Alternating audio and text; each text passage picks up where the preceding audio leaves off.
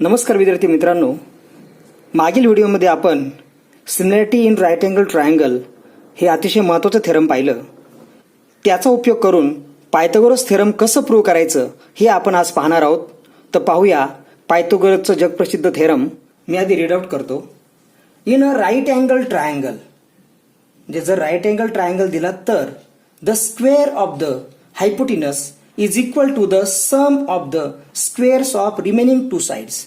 Theorem आधी समजावून घेऊया की जर राईट अँगल ट्रायंगल दिला तर हायपोटिनसचा स्क्वेअर हा sum of the squares of remaining two side, उरलेल्या दोन ज्या बाजू आहेत, ज्या परपेंडिक्युलर साइड्स आहेत, यांच्या स्क्वेअरच्या बेरजे एवढा असतो. सम म्हणजे बेरीज. तर हे थेरम आपल्याला प्रूव्ह करायचं आहे. तर यासाठी पहिल्यांदा आपण गिवन आणि हॉट टू प्रूव्ह हा पार्ट आधी लिहूया. तर गिवन मध्ये तुम्हाला दिलेलं आहे by in a right angle triangle. मग राईट अँगल ट्रायंगल आधी ड्रॉ आउट करूया.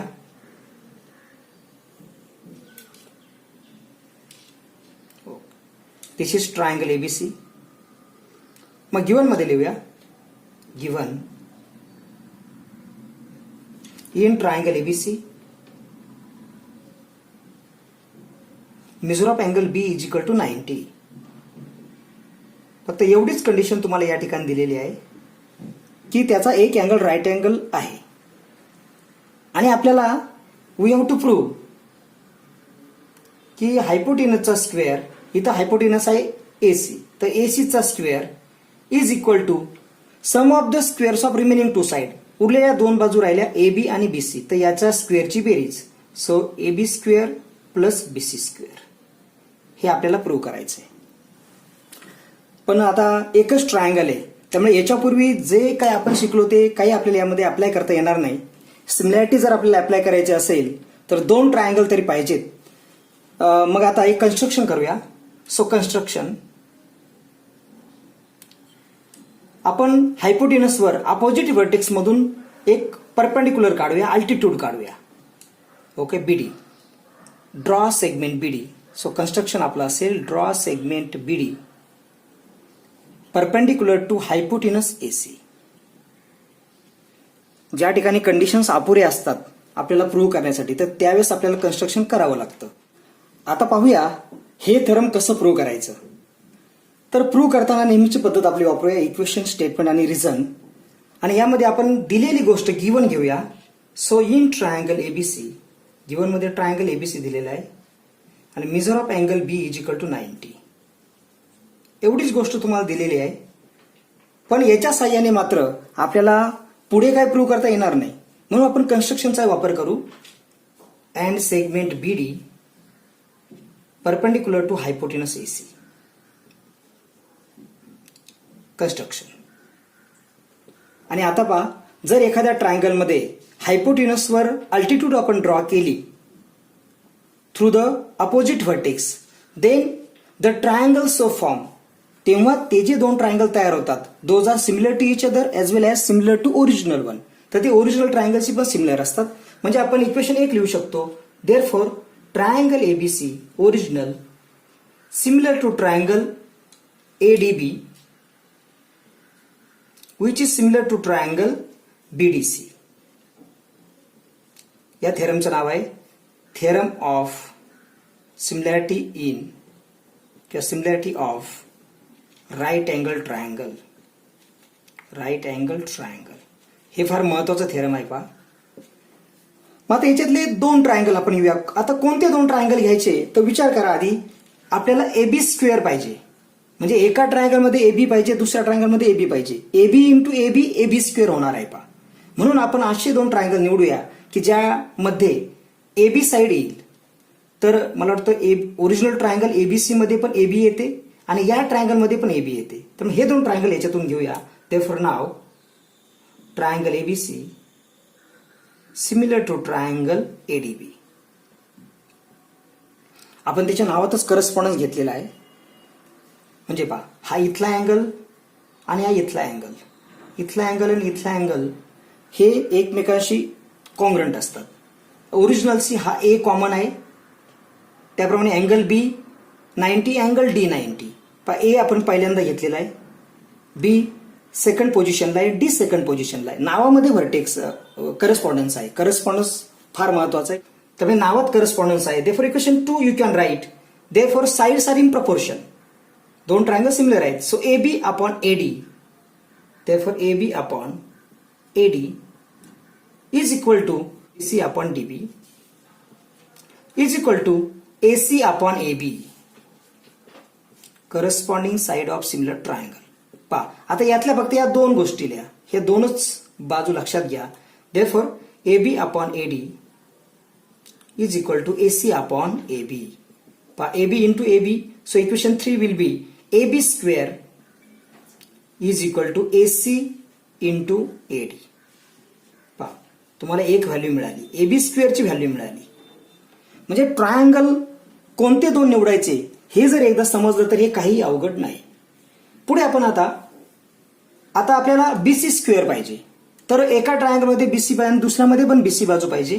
तर ओरिजिनल ट्रायंगलमध्ये BC आहे आणि या ट्रायंगलमध्ये पण BC बाजू येते. सो नाव triangle ABC similar to triangle BDC. नावातच करस्पॉन्डन्स आपण घेतलेला आहे कारण from equation first. Therefore sides are in proportion. दोन ट्रायंगल सिमिलर असेल तर साइड प्रपोर्शन मध्ये असतात. So AB upon BD is equal to BC upon DC is equal to AC upon BC, corresponding sides of similar triangle. पहा आपल्याला BCची आवश्यकता त्यामुळे हे हा एक रेशो घ्या आणि हा एक रेशो घ्या. Therefore equation 5, therefore BC upon DC is equal to AC upon BC. So you will get sixth equation BC square is equal to AC into DC. म्हणजे ज्या गोष्टी आपल्याला विचारलेल्या आहेत ना त्या लक्षात घ्यायच्या. AB स्क्वेअर इथे आपल्याला मिळाली, BC स्क्वेअर आपल्याला मिळाली. पण आता पुढे काय करायचं तर इथंच बघा तुम्ही प्रूव्ह काय करायचं त्याच्यामध्ये या दोन्ही ज्या काही बाजू आहेत त्यांच्या स्क्वेअरची बेरीज आपल्याला करावी लागेल कारण इथे बेरीज म्हटले. म्हणून आता पुढे ऍडिंग करूया. So therefore equation 7 AB square plus BC square is equal to या उजव्या बाजूच्या व्हॅल्यूंची ऍडिशन करा. AC into AD plus AC into DC. Adding equation 3 and 6. Adding equation 3rd and 6th. Okay. So AB square plus BC square as इथे बेरीज आहे आणि AC common निघेल पहा. सो AC कॉमन तर AD plus DC rearrangement by taking common. पण AD plus DC हे collinear point आहे त्यामुळे त्याची बेरीज होईल AC. सो AC आणि यांची बेरीज येते AC. इथे लिहा since they are collinear ADC are collinear is equal to AC square. So finally you will get the answer. Therefore equation 8 will be AB square plus BC square is equal to AC square. म्हणजे अशा प्रकारे जर right angle triangle दिला तर हायपोटेनसचा square हा उरलेल्या दोन बाजूंच्या स्क्वेअरच्या बेरजे एवढा येतो.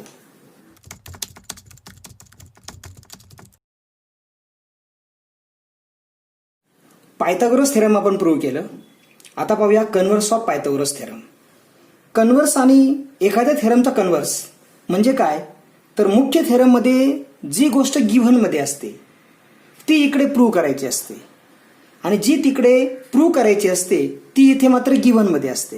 म्हणजे एकमेकांच्या विरुद्ध थेरमला कन्व्हर्स असं म्हणतात. उदाहरणार्थ बघा या थेरमचं मी स्टेटमेंट रीड आउट करतो. In a triangle if the square of one side, एका साइडचा square is equal to the sum of the squares of remaining two side. म्हणजे तिथे आपल्याला प्रूव्ह करायचं होतं की एका साइडचा स्क्वेअर हायपोटेनसचा स्क्वेअर हा उरलेल्या दोन बाजूंच्या स्क्वेअरच्या सम एवढा असतो. आणि then the triangle is a right angle triangle.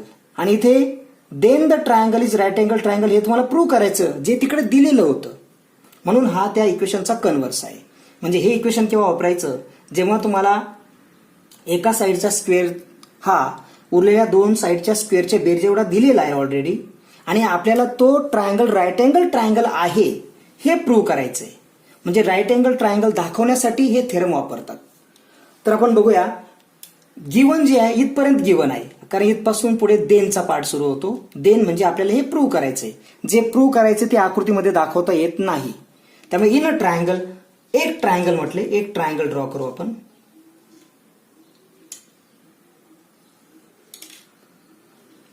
Suppose this is triangle ABC. हा एनी ट्रायंगल आहे, राईट अँगल ट्रायंगल नाही. गिव्हन इन ट्रायंगल एबीसी एका साइडचा स्क्वेअर म्हणजे एसीचा square is equal to sum of the squares of remaining two side. तर remaining two side AB त्याचा square plus बीसीचा स्क्वेअर यांचे बेरीज एवढा आहे. एवढं तुम्हाला दिलेलं आहे. बस एवढं तुम्हाला दिलेलं आहे ते आपण आकृतीमध्ये दाखवू शकतो. Then the triangle is right angle triangle हे टू प्रूव्ह मध्ये येईल. तुम्हाला जी गोष्ट प्रूव्ह करायची आहे त्यामध्ये येईल. तर हा ट्रायंगल म्हणजे measure of angle B is equal to 90 हे तुम्हाला प्रूव्ह करायचं आहे. कारण मोठी बाजू आपण एसी घेतलेली आहे, त्याच्या समोरचा अँगल 90 डिग्री असावा लागतो. म्हणून angle B is equal to 90 तुम्हाला प्रूव्ह करायचं आहे. आणि बी जर 90 डिग्री झाला तर given triangle would be right angle triangle. तो राईट अँगल ट्रायंगल होईल. अँगल बीचं माप 90 तुम्हाला दाखवायचं आहे. तर एकच ट्रायंगल दिलाय, त्याच्यामुळे आपल्याला कोणतीही कंडिशन वापरता येणार नाही. कोणतेही थेरम याच्या पाठीमागे शिकलेला आपल्याला वापरता येणार नाही. त्यामुळे कन्स्ट्रक्शन करूया. सो कन्स्ट्रक्शन मी या ठिकाणी लिहितो. कन्स्ट्रक्शन करण्यासाठी आपण काय करूया की असाच एक दुसरा ट्रायंगल काढू, ड्रॉ आउट करू. नाव देऊ त्याचं PQR. Draw triangle PQR. मग construction draw triangle PQR such that कशा प्रकारे काढा की PQ is equal to AB. PQ ची लांबी AB एवढी पाहिजे, म्हणजे ह्या कॉंग्रंट पाहिजेत. QR ची लांबी BC एवढी पाहिजे. QR is equal to BC. आणि angle Q right angle triangle and measure of angle Q is equal to 90 degree. बघा ह्या अशा कंडिशन असलेला ट्रायंगल राईट अँगल थोडक्यात आपण इथे कन्स्ट्रक्शन मध्ये घेतलेला आहे, राईट अँगल ट्रायंगल. आता या दोघांचा उपयोग करून आपण प्रूव्ह करूया नेहमीच्या पद्धतीप्रमाणे. आता या थेरमचं प्रूफ आपण पाहूया नेहमीच्या फॉर्मॅटमध्ये, म्हणजे इक्वेशन, स्टेटमेंट आणि रिझन या फॉर्मॅटमध्ये हे मांडूया. आता आपल्याला पहिल्यांदा जी गोष्ट दिलेली आहे ती आधी घेऊया. इन ट्रायंगल एबीसी म्हणजे equation first, AC square is equal to AB square plus BC square. दिलेली गोष्ट आहे गिवन. बस याच्यावरून पुढे आपल्याला काय प्रूव्ह करता येणार नाही. त्यामुळे कन्स्ट्रक्शनचा वापर आपण करूया. So in triangle PQR construction मध्ये measure of angle Q is equal to 90. क्यूचं माप हे 90 दिलेलं आहे आपल्याला. हे कन्स्ट्रक्शन, याचं रिझन होईल कन्स्ट्रक्शन. मग जर हा ट्रायंगल राईट अँगल ट्रायंगल असेल तर आपण याच्यापूर्वी जे थेरम आपण पाहिलं पायथागोरस थेरम ते यूज करता येईल. सो इक्वेशन 2 होईल. त्यामुळे पायथागोरस थेरमनुसार PR square, therefore PR square is equal to PQ square plus QR square. याला रिझन आपल्याला सांगता येईल पायथागोरस थेरम. म्हणजे तुमच्या आता लक्षात आलं असेल, जर राईट अँगल ट्रायंगल असेल तर पायथागोरस थेरम वापरता येईल, नसेल तर वापरता येणार नाही, याच्यामध्ये नाहीये. आता आपल्याला कन्स्ट्रक्शन मध्ये ही गोष्ट दिली PQ is equal to AB. त्यामुळे PQ ऐवजी इथं लिहा AB, मग AB चा स्क्वेअर. QR ची पण इथं QR is equal to BC दिलेलं आहे, त्यामुळे इथे लिहा QR स्क्वेअर ऐवजी BC चा स्क्वेअर. कन्स्ट्रक्शन, यालाही रिझन आहे construction. Okay, therefore PR square is equal to equation number 3. पण तुमच्या आता लक्षात आलं असेल इक्वेशन 1 आणि इक्वेशन 3 याच्यामध्ये राईट हँड साइड इक्वल आहे. AC square is equal to AB square plus BC square. PR square is equal to AB square plus BC square. Therefore equation 4 नुसार लेफ्ट हँड साइड इक्वल येईल. So AC square is equal to PR square. From equation first and third. From equation first and third.